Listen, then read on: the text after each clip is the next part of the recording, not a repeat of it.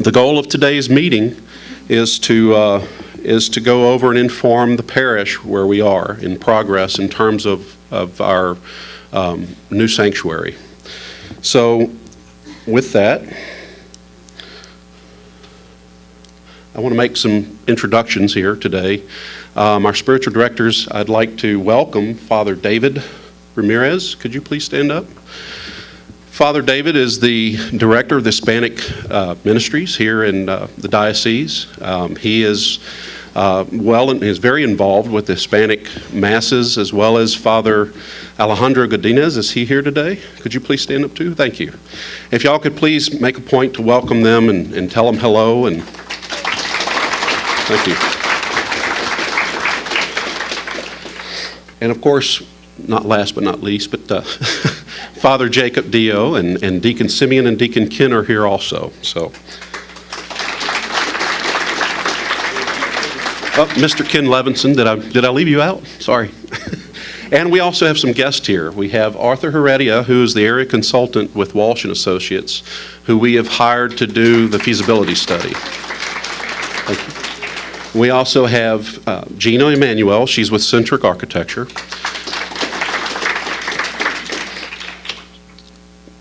And then, of course, the building committee members. If y'all could all please stand so everybody could see who you are. We have Mark Moshe, Barrett Jones, Sandra Martinez behind me, Desi Johnson, Bill Elliott, Tom Crafton, Ricardo Lainez, Dorian Quezada, Kathy Nichols, and Buddy Meacham, and myself. Okay.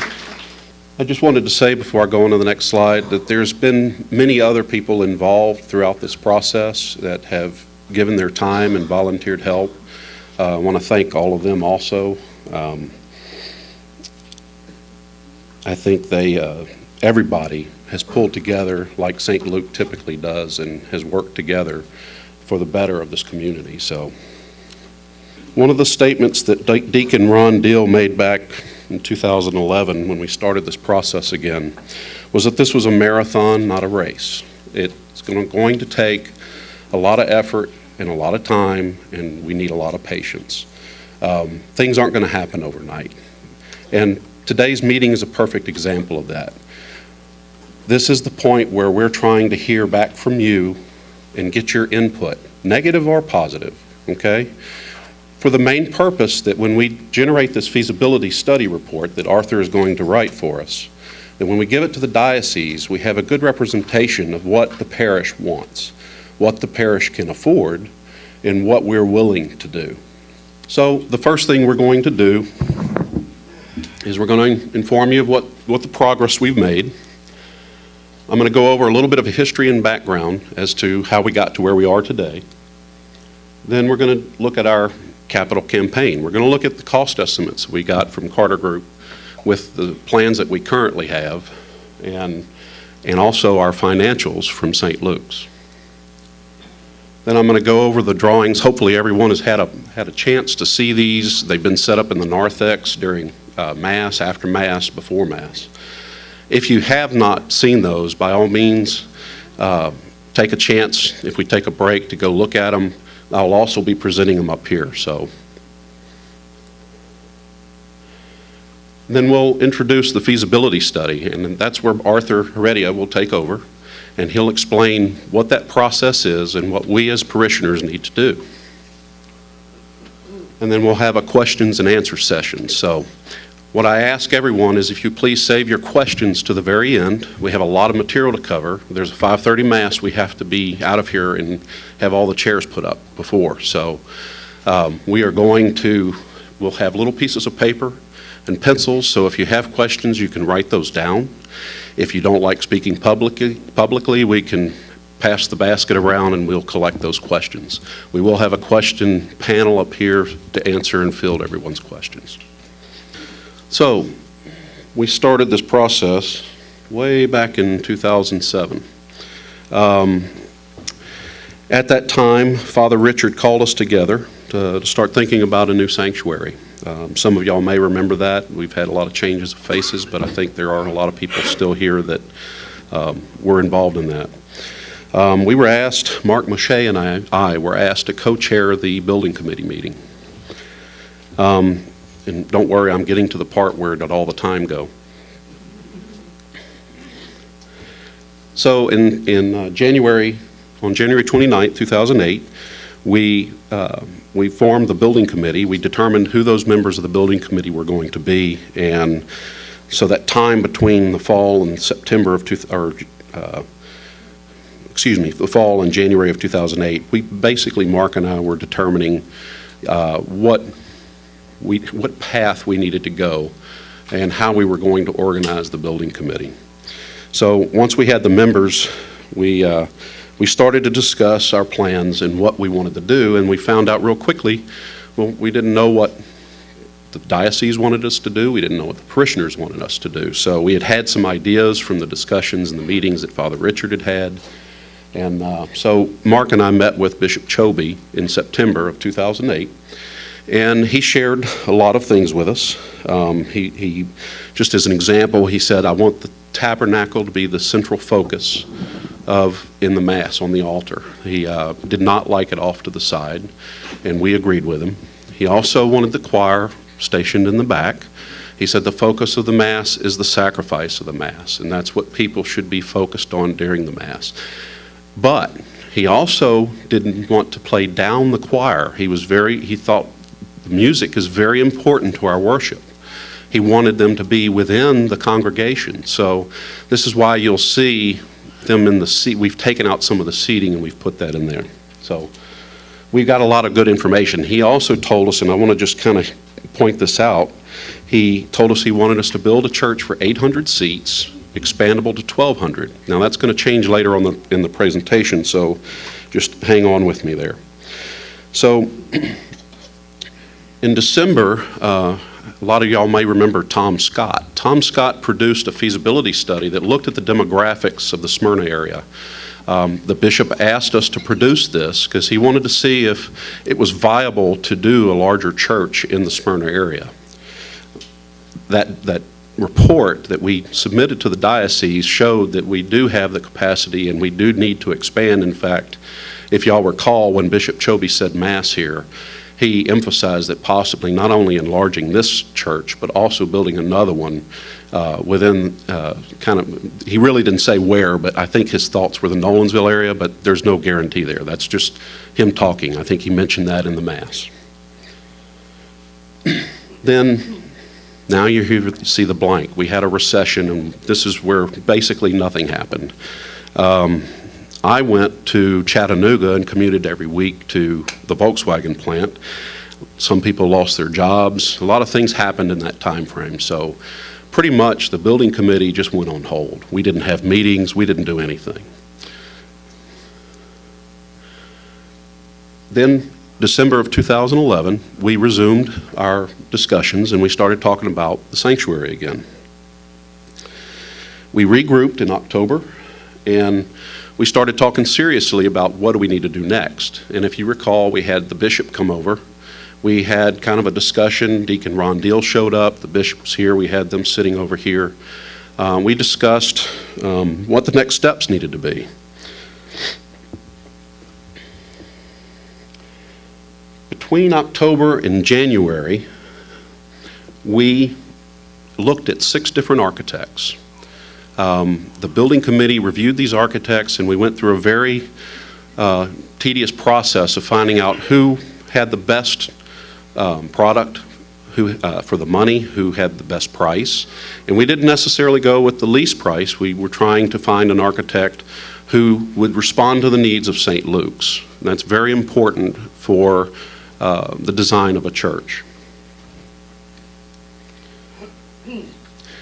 We sent our recommendation to the bishop, and he authorized us to hire Centric in March.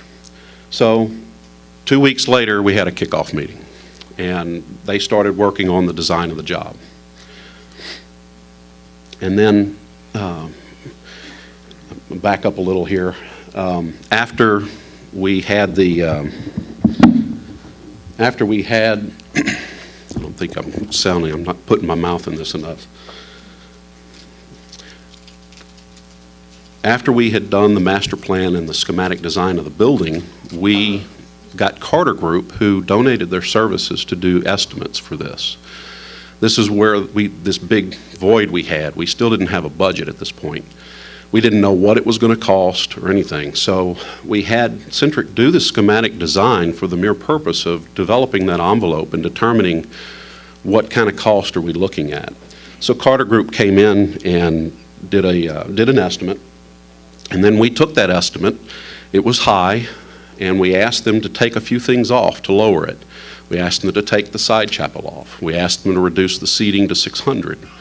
There were several little things, that we asked them to do, and then we got another price. And then we took that price to the bishop. We had an audience with the bishop, and we basically, that's where we are today. We've taken all this information, and now the bishop says we need a feasibility study to see if the parish will support this effort, if they will finance it, if they will support it, and so on and so on. So before we can start a capital fundraising campaign, we have to have that report done that Arthur is going to be speaking on later today. Okay.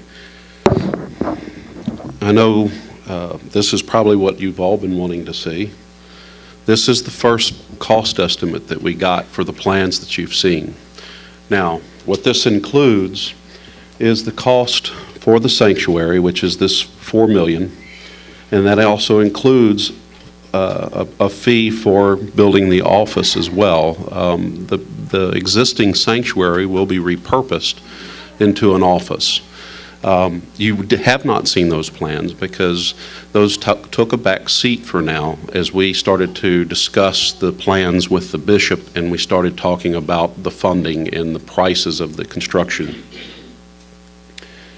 You will see that there is a $400,000 contingency in this, and then there's a lot of other added things in here that we have to consider, such as furniture, fixtures, and equipment, designer fees, acoustic equipment, acoustic design, and then temporary offices also.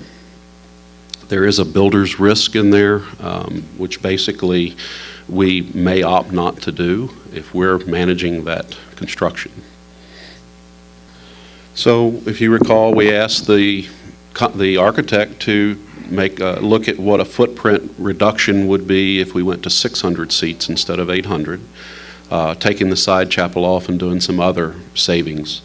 And you can see that we got it down to 4.8 million from 5.5 to 4.8. Doesn't seem like a lot, but again, you'll notice that we still have the, well, I'm looking for it. I saw it earlier. Yeah, we still have the builder's risk. And I'll just a footnote on the acoustic equipment and the acoustic consultant. I have spoken with someone with our parish who has a lot of experience, works with a company that does a lot of provides a lot of acoustic equipment, and he felt this was high, but we were being conservative. Keep in mind, we have to make sure we've allowed enough to have so that we don't end up short.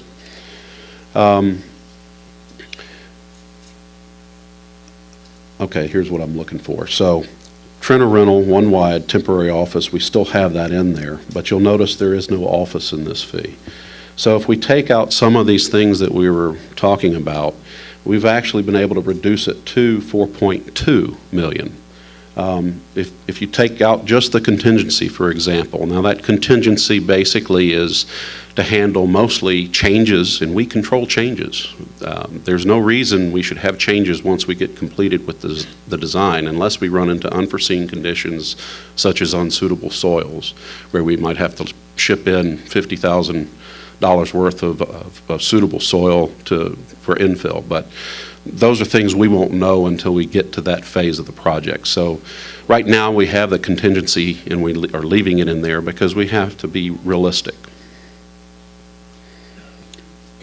Just so you know, at our audience with the bishop, one of the things that he expressed to us when we had this discussion of going to 600 seats, he basically relieved us of the 800 seat maximum for the build out now.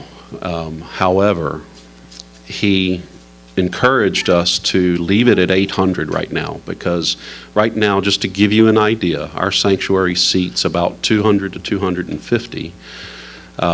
And with the overflow that we have in the narthex as well as in the cry room, we've estimated that we have between 300 and 350 people per Mass.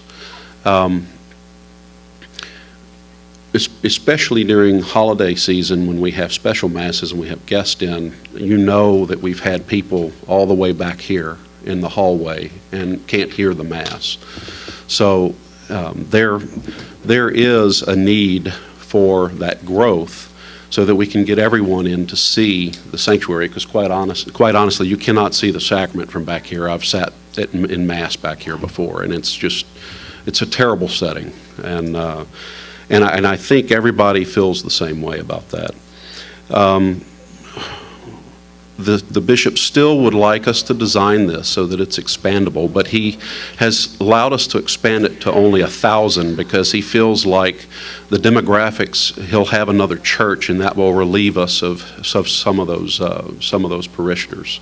Now, let me emphasize too, the cost of construction. And I'm sorry, I'm getting off track here, Sandra, and I'll let you catch up.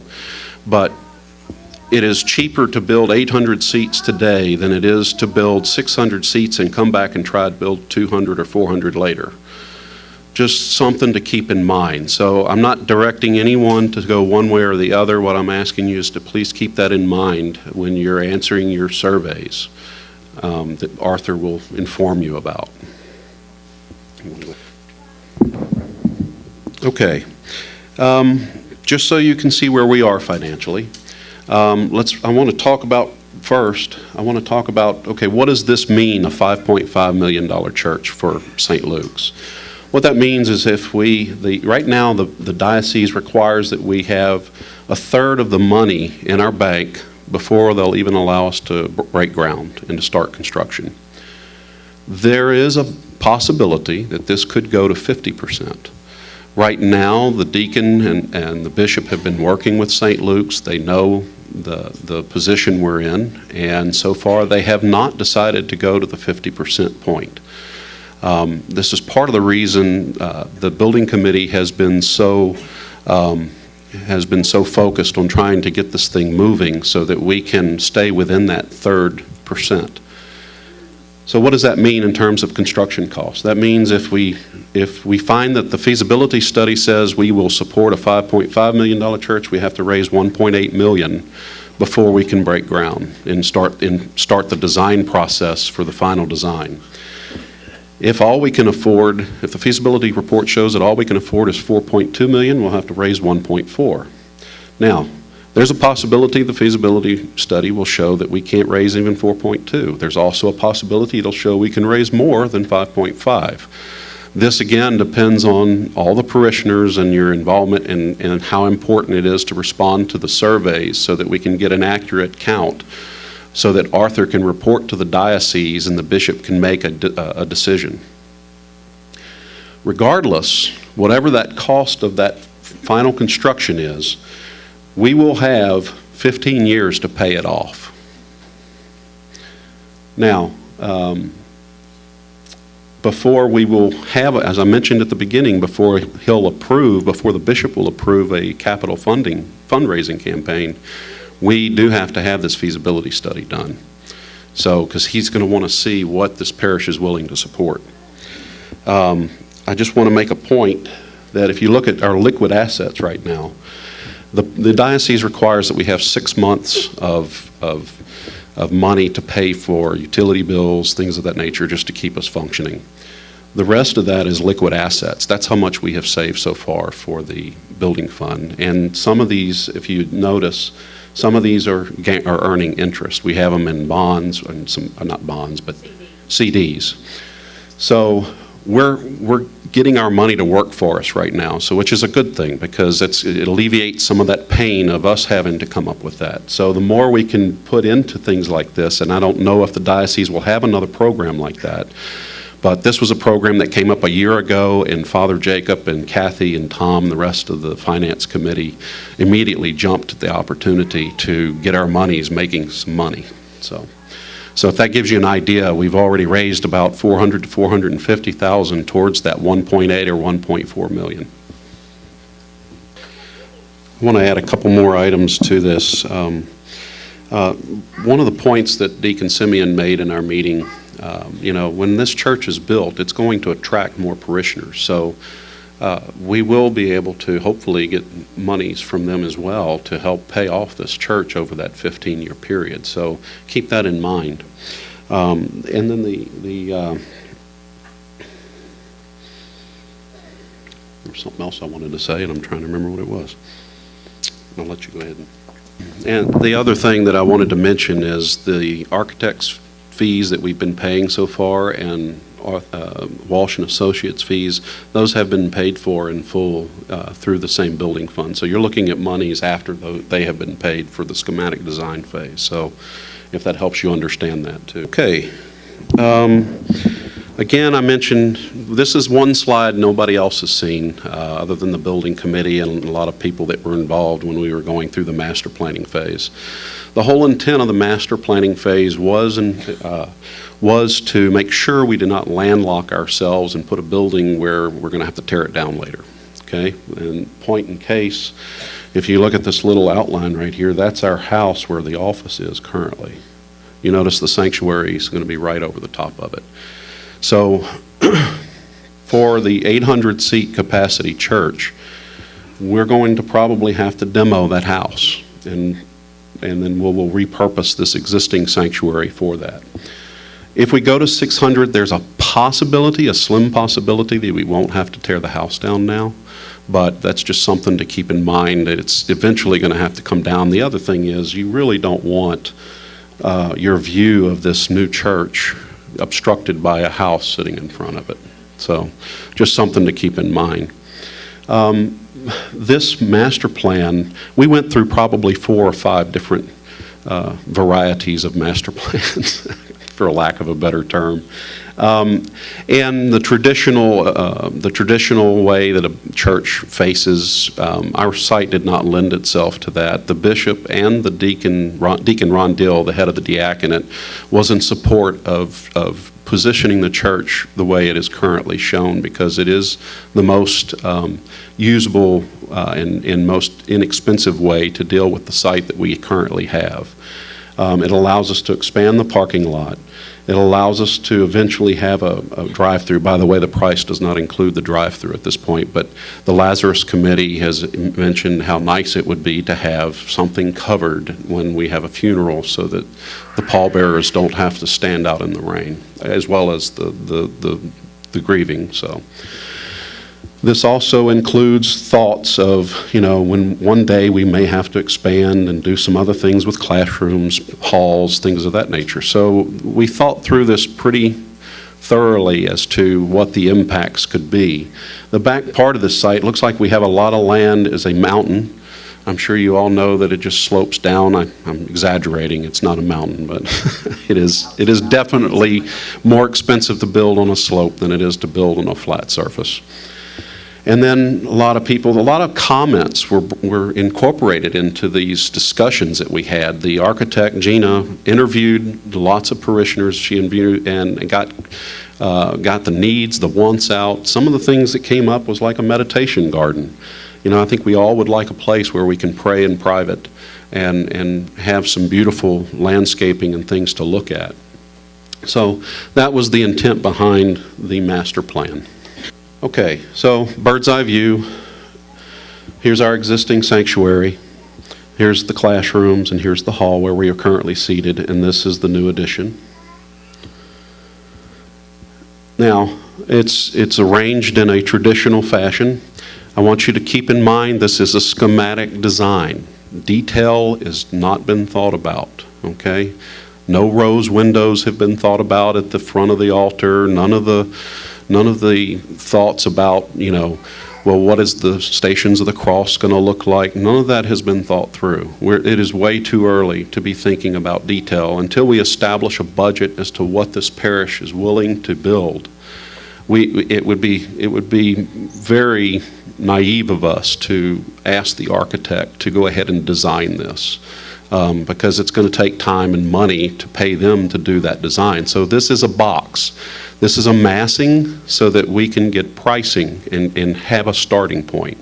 So please keep that in mind. And I've heard a lot of good comments, and by all means, please voice those opinions. Write them down on paper.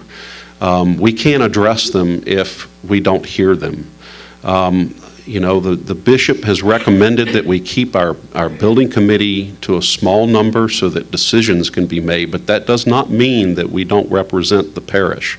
We do represent the parish, and we do want to represent your needs and your wants, your wishes. With that comes a little bit of reality, though. We obviously can't afford a $25 million cathedral. I would like one. I know y'all would like one. But we do have to keep those types of things in mind. So again, just another point of how important it is that we emphasize that you do respond to these surveys and we get the best accurate picture of what this parish and what this community is willing to do. Okay, I'm going to real quickly go through these. There's really not a lot to say about these. Again, this is a massing of the shape. What we're trying to do is get an idea of verticality.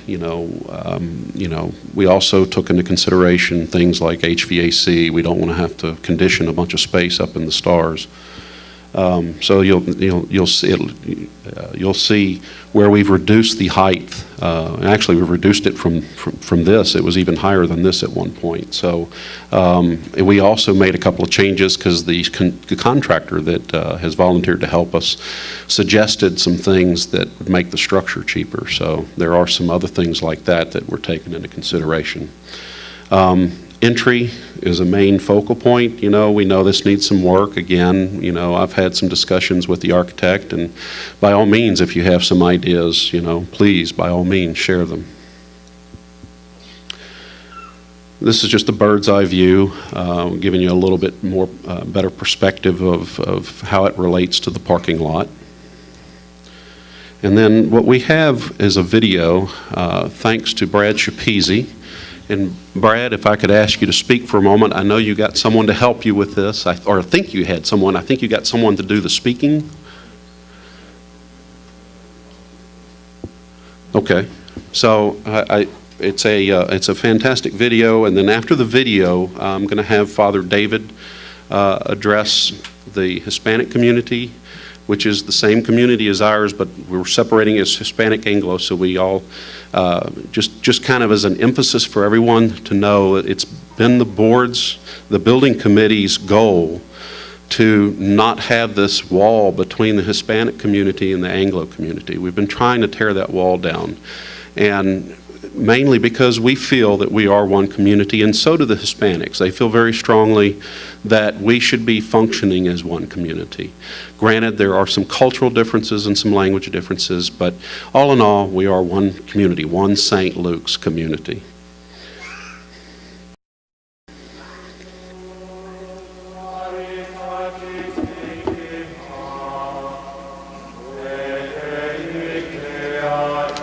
It all started in a small stable, in a distant and remote part of the world. God with us, Emmanuel. He came to us, to feed us, to heal us, to comfort us. He sent us around the world, commanding us, make disciples of all nations, baptizing them in the name of the Father, and of the Son, and of the Holy Spirit, teaching them to observe all that I have commanded you. We spread across the face of the earth, bringing with us his sacramental presence to all. For he promised, "Behold, I am with you always, until the end of the age," across continents and oceans, and even to the New World. And here, to Smyrna. Here too, as in the beginning, it all started in a small barn, our small barn, fulfilling our mission to Smyrna, to feed, to heal, to comfort, to love, baptizing them in the name of the Father and of the Son and of the Holy Spirit, teaching them to observe all that he commanded, bringing his sacramental presence to all the people of Smyrna. Can you see God's hand moving? Can you perceive it? The Holy Spirit is moving. Can you see Smyrna coming? When they open these doors, what will they find? Will we have room? Will we be ready to feed them, to heal them, to comfort them, to love them, to fulfill the mission he gave us? To fulfill that mission, we must grow. St. Luke must grow to build the church where tomorrow the people of Smyrna will be fed, healed, comforted, loved, baptized. The church where God's sacrament will be present for all of Smyrna. It's time to prepare, to grow in virtue, in knowledge, in prayer. It's time to build for our future, for our children, for all of Smyrna, for the next generation. St. Luke, how will we respond? To build, we need to work together, to pray together, to raise money together. St. Luke will respond to feed, to heal, to comfort, to love. We will fulfill our mission for love of our Father.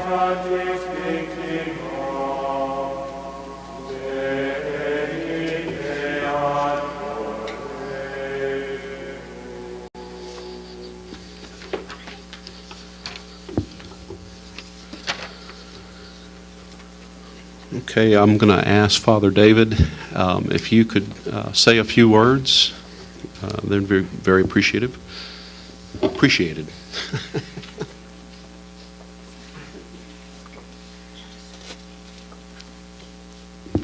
Bueno, ya les dijeron mi nombre, es David Ramírez. Estoy al frente del Ministerio Hispano. Muchos de ustedes no lo saben, el ministerio estamos atendiendo alrededor de 13 comunidades. Y de todas esas comunidades que nosotros atendemos, es la primera vez, Katy, padre, es la primera vez que nos incluyen en un proyecto. Father David was saying that he takes care of 13 communities, and this is the first time that he's been invited to take part of a very important project. So he wants to thank Father Jacob for allowing and taking, him into consideration. He is willing to do whatever he can to work hard to help. At this point, he's not sure how or what we can do, but he's having meetings with Father Jacob. He's had 2 meetings, and they're going to continue to have meetings to see how the Hispanic community can help and what we can do. He is willing to motivate the Hispanic community and do everything possible to make the Hispanic community feel supported and for this very important project. And once again, he wants to thank you and say that he's willing to work hard, as well as himself and the other priests and the nuns that form the Hispanic ministry. Para poder sacar este proyecto que que nos están presentando hoy en este día. Cuenten con todo el apoyo y toda la ayuda del Ministerio Hispano. Ya posteriormente el Padre Jacob y yo vamos a tener una reunión y vamos a tratar de sacar lo mejor para poder ayudar en este proyecto que ustedes están presentando.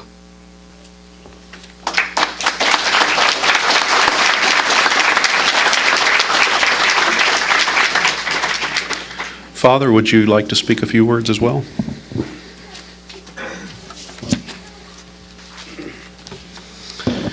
I know time is precious, and I'll try to be brief.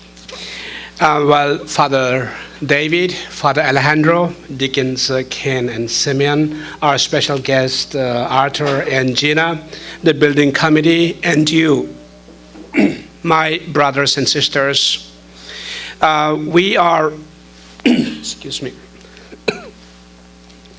we are gathered here today to make a history at St. Luke Catholic Church, Smyrna.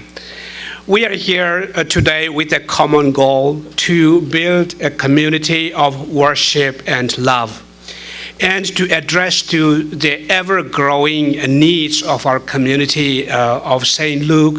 There is little question that we need more space in this growing area.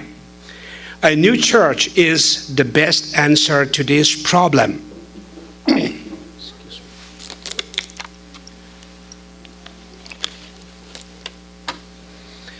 You know, our present facility is just too small in many areas. Inadequate seating in the sanctuary forces people to sit in the narthex and even in this social hall. Not enough storage space for all the groups using the facility at the present time. Lack of sufficient parking. Not enough meeting spaces for all the different ministries now in the parish. No proper practice area and sound system for all the music ministries. A new church, like Matt Fell has mentioned and Deacon Simeon, would inspire people by its beauty, help them to feel closer to God, and attract new people to the parish. In the past, as you are well aware, St. Luke Parish have always been a very generous parish. We have turned a horse barn into a church, built a pavilion for various usages. We have enlarged a parking lot, added on a social hall, classrooms, and always have been responding to charitable appeals, such as the last resource, food banks, and many more activities. All these have been made possible because of the generosity of each parishioner. It will be absolutely necessary for all segments of the St. Luke Parish family, old and young, rich and poor, Anglo and Hispanic, to respond generously to our upcoming capital campaign for the proposed new church. We would like to consider sacrificial giving. You know, sacrificial giving is realizing that everything we have is a gift from God. Our church calls us to give of our time, talents, and treasure to a degree that it may mean setting new priorities in how we spend our money after our basic obligations are met. Do we really need or merely want much of the things we spend our money on? God asks us to give from an attitude of gratitude, cheerfully and not reluctantly. From the Gospel of St. Luke, chapter 6, verse 37, we read, "Give, and there will be gifts for you, a full measure, pressed down, shaken together, and running over will be poured into your lap, because the amount you measure out is the amount you will be given back." In closing, I request all of you to start praying for this upcoming project, for prayer is what is most required at this moment. And let each one of us consider seriously that this may be a one-time God-given opportunity for me. What can I give or do keeping in mind that God loves a cheerful giver.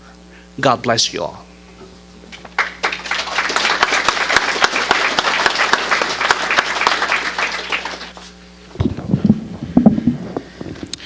Okay, I'm going to now ask Arthur to please, we're going to give him our undivided attention. Good afternoon. Buenas tardes. How about everybody stand up? ¿Por qué no se levantan? I feel good. Been sitting down for a long time. Yes. I feel so much better. Yes. All right. Very good. Se siente mucho mejor.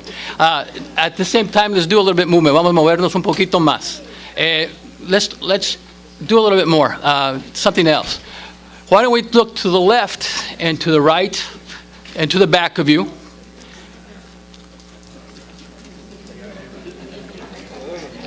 And realize that we are all here in brothers and sisters. Se están viendo a la derecha, a la izquierda y atrás. Y realizamos que somos hermanos y hermanos en Cristo.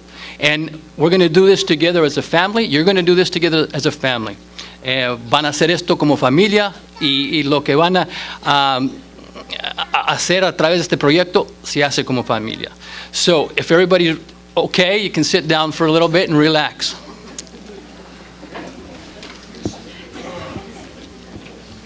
Felt good, didn't it? Se sintió poco.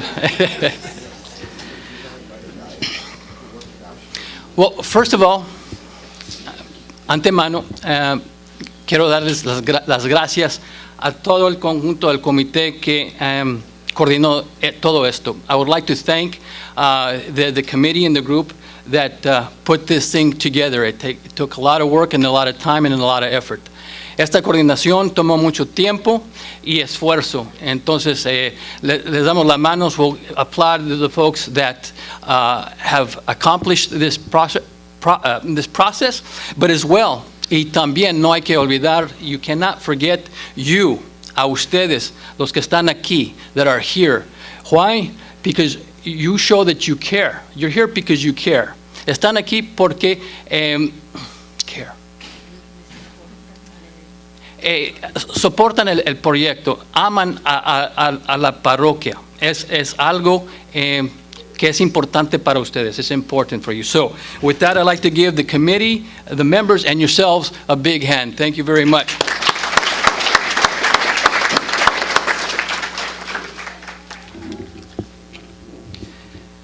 I'm basically, this is, I've already mentioned this to the committee and to Father Jacob, that this is your show. This is for you. You're doing this for your community. You've done so many things already. I'm only here as a small part, only to inform you as to the process that we're into as far as the feasibility study. Este programa es para ustedes, es de ustedes. Yo tomo una parte muy pequeña solamente para avisarles, dejarles saber qué es el proceso. ¿Y qué es what is the purpose? The purpose is basically to assess the areas that will have impact on your proposed project and the campaign success. For example, we want to find out what's the satisfaction of the church, awareness and acceptance of your proposed project and the components and the proposed campaign, the competition for funds if there's any in the area, your volunteer and financial potential, which are critical to the success of the campaign. As you are aware, the church is planning a major capital campaign to raise the funds needed to build a new church and to enlarge and improve the parish facilities. And how do we find out the things that we just mentioned? We're going to be conducting a fundraising feasibility and planning study as a preliminary step to get some feedback on our plans and to assess the funding potential.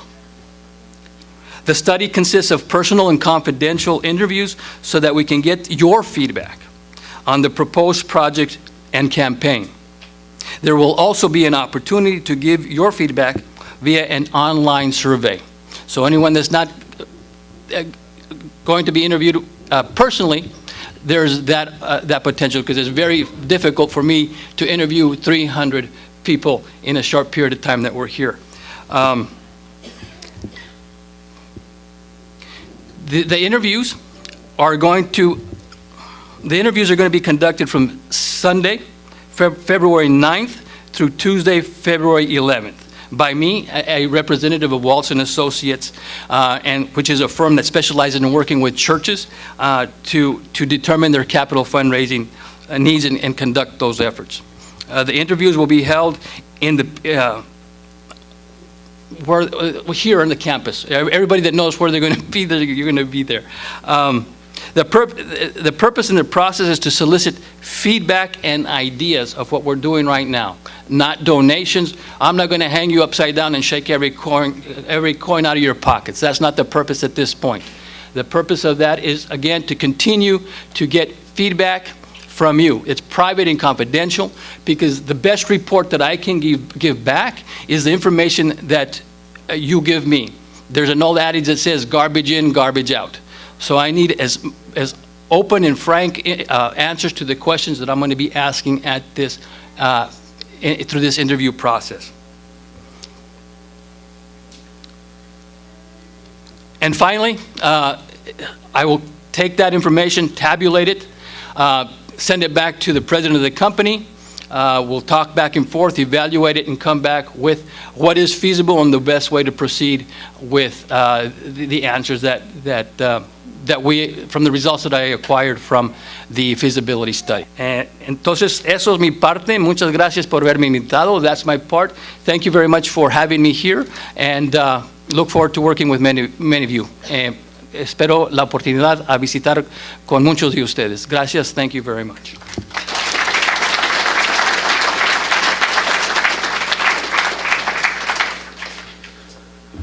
It's starting to look like the Olympics, where we watch the Russian and then the English version. So I just wanted to let everyone know that we're going to go into the questions and answers phase now. It is 4:30. We have to be done by 5 for 5:30 Mass. Is that what Father asked? Very late, preferably 4:00. Okay, and I do want to emphasize again, if there's no time for your question, please write it down, and we'll pass out the collection basket so that we can get it answered, okay? Father Mike, would you like to say something? Please.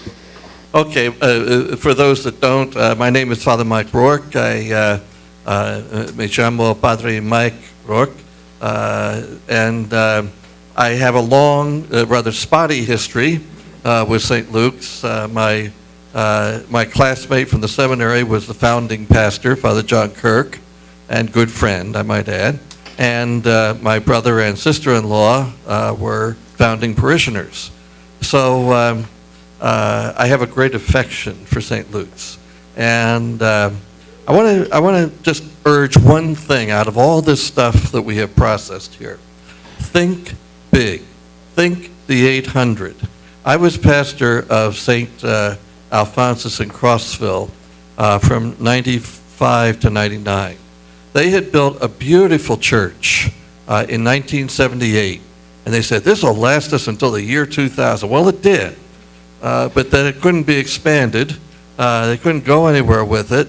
They had to start from scratch, and I saw them through the initial phases of that process. I'd rather have all my teeth pulled. So, let me tell you, too, another thing you've got going for you. Father Jacob, I have known a lot of priests. I've been a priest 43 years, and I've had many experiences. I've been in 4 different dioceses at one point or another. He's one of the best. He hates for me to say that. You guys are really blessed in having him at the head of this. Keep in mind, and this is scientific studies, building a church is the most stressful thing a priest can be asked to do. Be good to him, okay? That's all I'm going to say for now. I want to be as actively involved as I can in this. Officially, I'm just one of you guys. You know, I'm retired, but I will certainly do what I can. Financially, as much as I can. My diocese at home has big needs because they've been through a bankruptcy, but as that eases up, maybe I can get a little more in this direction. God bless you guys. I'm so proud to be here in this moment of your history.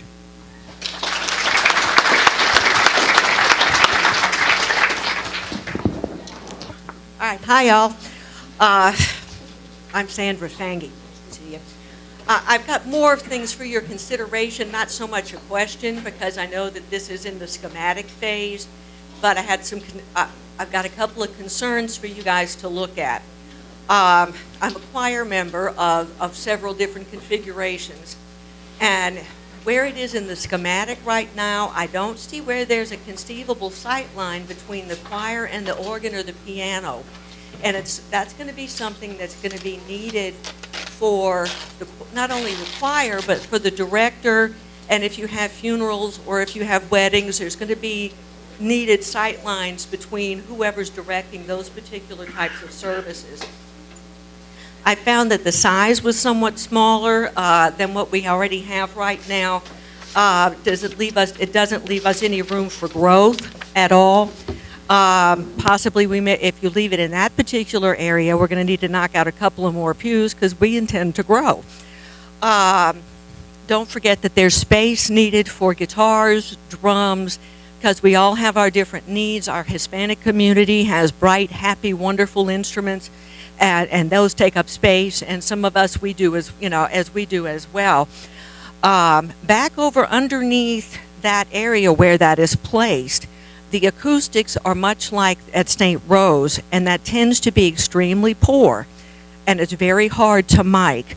You may want to consider moving the choir further out underneath in the tall section of the building. Just something for you all to look at.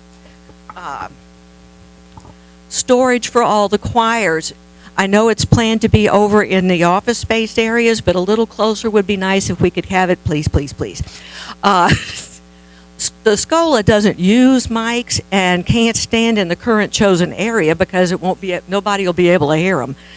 Miking will need to be adjustable per group because everybody has a different style and need for those. I had heard it once it might go just to be adjusted to one thing for each service, and that's not going to work, just so you know.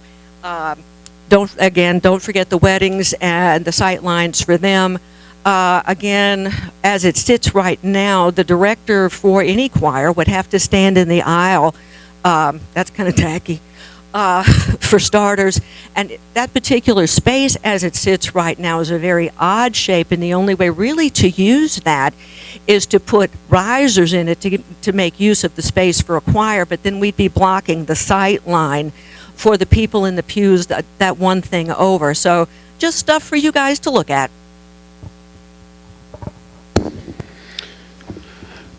Just one of the things that I would like to, you mentioned acoustics. We are very concerned about the acoustics, and this is why we would like to hire an acoustics designer to help us with that. So that's just, again, those are some of the details that we haven't gone over. But does, Gina, do you have anything that you want to respond in that regard? Or are you just taking notes? I'm taking notes. Okay. That's what it was for. Yeah. Did you want to go ahead and, anybody else?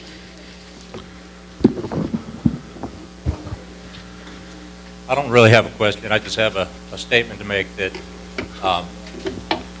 we really need to take into consideration.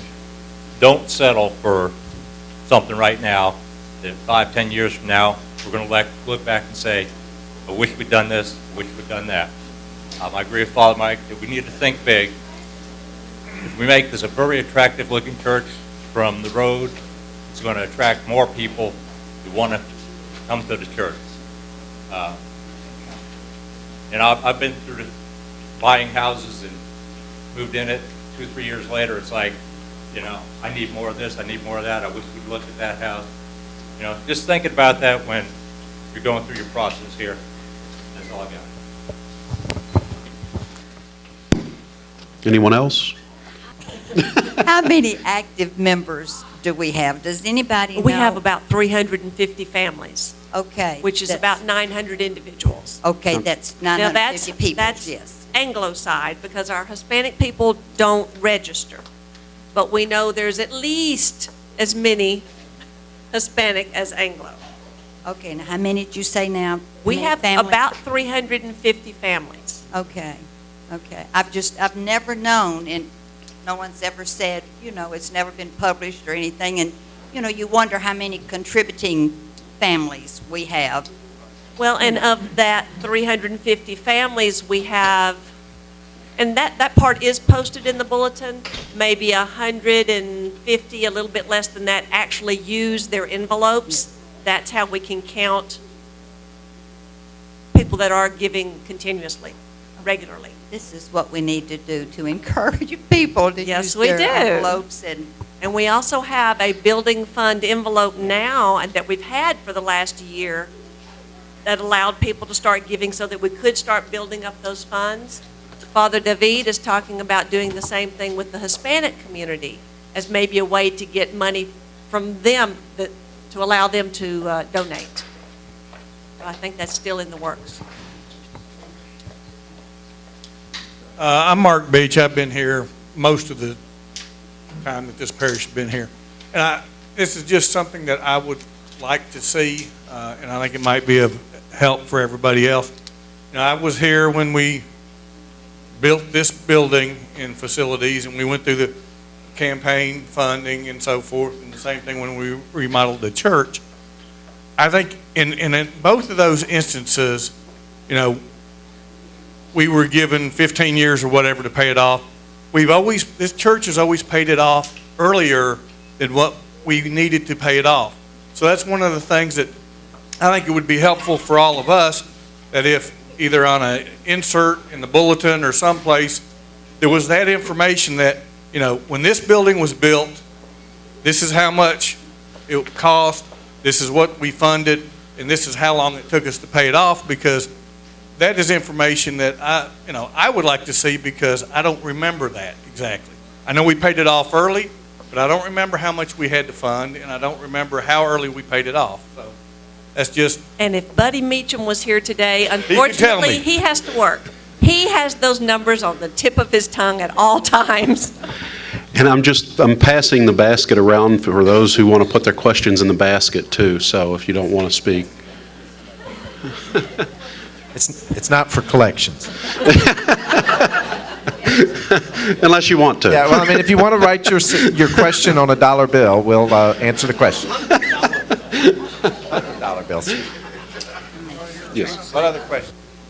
I just wanted to know how much of the $549,000 that we had, that's our total cash on hand. How much of that can we say is our building fund, and how much of it, you said some of it is the 6-month contingency fee we have to hold, and Right. that. So how much of that, because that's all total liquid right now, That's right? all. That's everything we have in the bank So right how now. much of that number is what we would have towards our 1.4 or 1.8 or whatever that number is? We need to keep about 100,000 in our checking and saving combined. So other than that leaves us, 400,000 to the good. 400. Right. I think we came up to like 25%. That's what we've got it. It was I think 400 to 450 is what we had 359 on the slide, and then if there was 100,000 for the 6 months, then it was about 450,000. So we've got a written question here. I'll let Ricardo interpret it and read it. Somebody from the Hispanic community is asking, how possible will it be for the Hispanic community to have a Mass on Sunday? To have a Mass on Sunday. Okay. Father Jacob is hearing confessions right now, so I think that's one that we'll have to get answered. And maybe Father David, if Father David's still here, he may be hearing confessions as well. I don't know, but if neither one of them are here, we'll have them address that question and put it in the bulletin.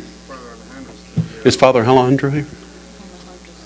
Father Alejandro, would you like to speak towards that? He said that's a subject that's been addressed with the bishop. They're still talking about that. There's a lot of communities like Murfreesboro that doesn't have Mass on Sunday in Spanish, as well as Smyrna and other communities. So they're still, talking to the bishop to see which community would be able to provide Mass in Spanish on Sunday. So it's something that he's not able to answer right now, but they are working on that. All right, one of my questions that I like to ask is, number one, and I'm going to say both in English and Spanish since I'm bilingual, okay?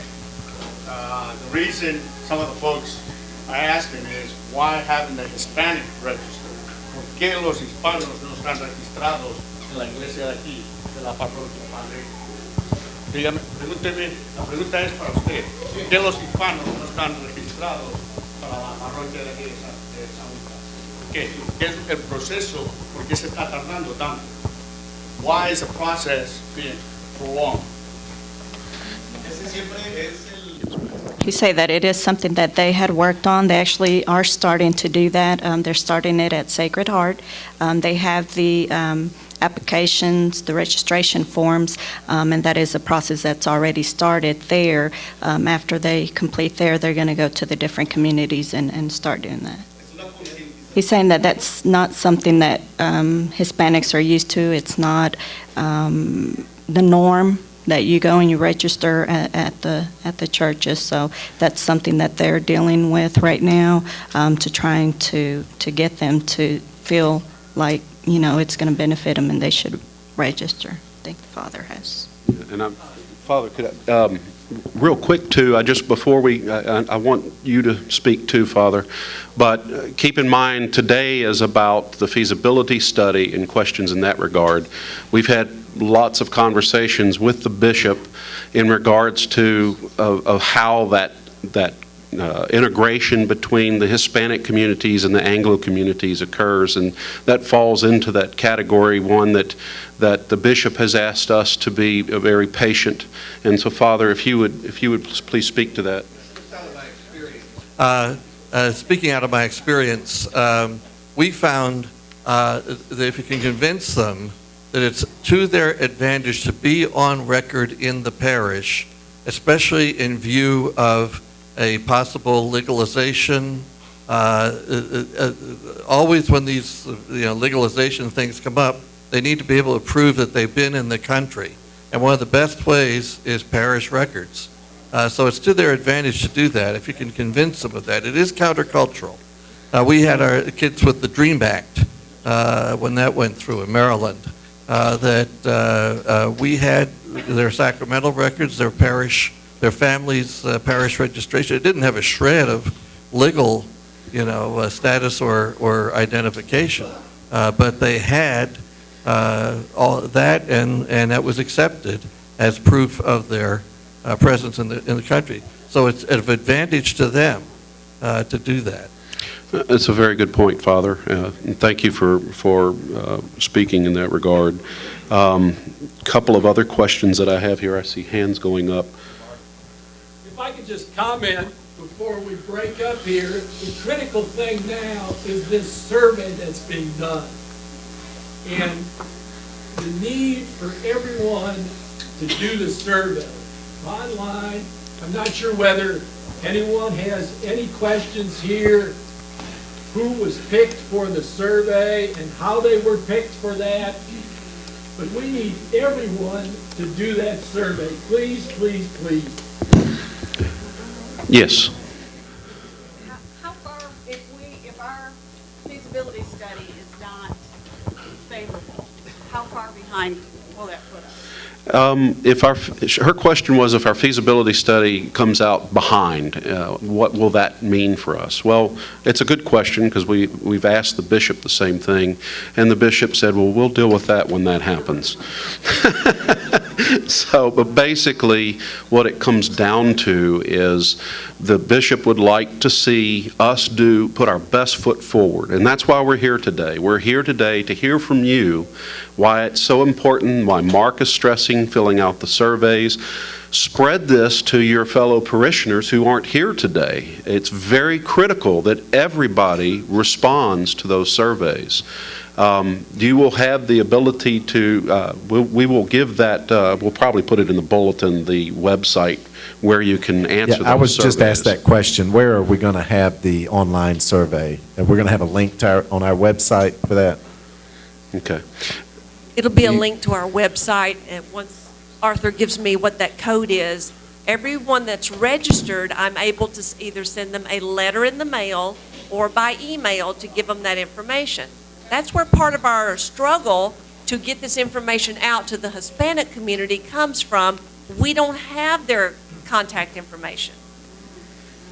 And I've talked to Father David about that, and he said he would try and help with that part. So the point that I think should be stressed, trying to steer it back onto the feasibility study, and I'm not trying to shun your answer or your question, Angel, at all, but it has been discussed, it's being worked on, and it's going to take some time. But yes, I think everything that Father Mike said and Father Alejandro said is very good points. And so please keep in mind, the more we can do as a community, the better that these things will work out together if we work together as a community. So you want to go ahead and got a mic? And I just want to say, excuse me, I just want to say I've got two more questions here, and I don't know if there's any more, but we are videotaping this, so we're going to be publishing this on the St. Luke's website as well. So by all means, if you talk to other parishioners, let them know that we are going to post this information meeting as well as some other things. So, yes.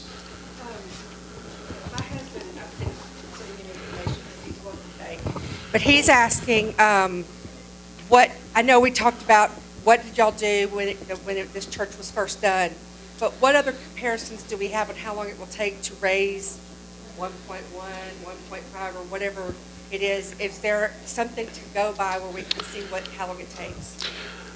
Unfortunately not. I'm going to let Kathy speak to some of that, but I'll answer real quickly. Part of the reason for this feasibility study, this is what we're paying Arthur to do. Something that I kind of scanned over when we were going over the slides, the diocese would like us to raise that money for groundbreaking within 1 year, 1 to 2 years. There have been cases where they've extended it, but that's not the standard. The standard is the sooner we can raise it, the better. Obviously, prices could potentially inflate. So the longer we wait, the higher possibility of the price going up would be. So, and quite honestly, right now, the contractor that helped us with this basically stated that right now the prices have not gone up in a long time because of the recession, but he doesn't anticipate them to go up, but there's never any guarantee, as you know. Okay? Did you want to say anything, Kathy? Okay. Good afternoon. My name is Naomi Florentina. I would like to ask regarding the funds for the building funds. Will any of those funds be tax deductible to whomever donates? Absolutely. Does that answer your question? And well, if someone wants to give us $1 million donation, that's going to really speed up how quickly we can break ground. Well, let me also make a point that every diocese has rules about collections. Those collections are typically taxed by the diocese to help the diocese run, okay? Our building fund, we've been given specific permission, and you'll notice on your envelopes that there's a building fund checkmark place for that. We are not being taxed by the diocese for our building fund. All the money that's going in the building fund is going towards the building. So, yes, Dorian. Okay, Dorian, did you have something you wanted to say? Lazaro, sorry. And the question is if the online survey, you got it? Okay. Oh, if the online survey is going to be for everybody, or is it just going to be selected people? So that's the question.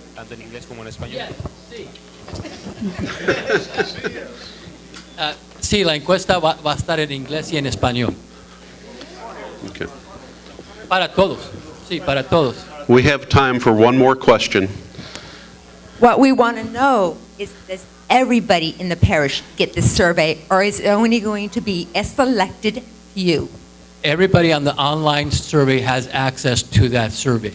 No, you just said everybody on the online, That's what I meant. will get access to that survey, not a selected few. You just said, and I quote, everybody on the online survey gets access to the online survey. That means that site has access to online survey, so they get the survey. We don't. I mean, will everybody, Hispanic and English, both get the survey, the chance to do it? Will all 350 Anglo families do it? Will all 350 Hispanic families do it? Or is it only going to be 50 Anglo, 50 Hispanic? That's what I'm asking. All 700 or just a few? It's online. All Anybody can 700. go online. Thank you. If they have a computer. And you can go to the library if you don't have a computer. Yes, go ahead. Okay. A quick question. If you do not have a computer, please let Kathy or one of the people on the building committee that we will get access for you. Okay, if that is a problem. We understand not everybody has access to online. So by all means, please contact us. We are out of time. Please, by all means, if you have some more questions, I have two more that we're not going to have time to answer that we will make sure get answered. But if you would, if we could get some volunteers to help us put these chairs back up, we would very much appreciate that. Oh, and most importantly, thank y'all for coming. Oh, excuse me. Before we go, we do have a prayer, and we should be saying it. Thank you, Sandra. We have a prayer that we have been saying as a building committee for some time, so if you would, we'll say it in English and Spanish, so if everyone could please. We'll start with the English first. In the name of the Father, the Son, and the Holy Spirit, amen. Father, divine architect, creator of our human family, risen Jesus, cornerstone of our faith, lover of us all, spirit of wisdom, builder of community, our inspiration and guide, you call us to build up your kingdom. Bless us with generous hearts, open minds, greater unity, renewed vision, as we seek to build a house for celebration and worship. May it be a home where all are welcome, nourished and empowered to be Christ for others. Amen.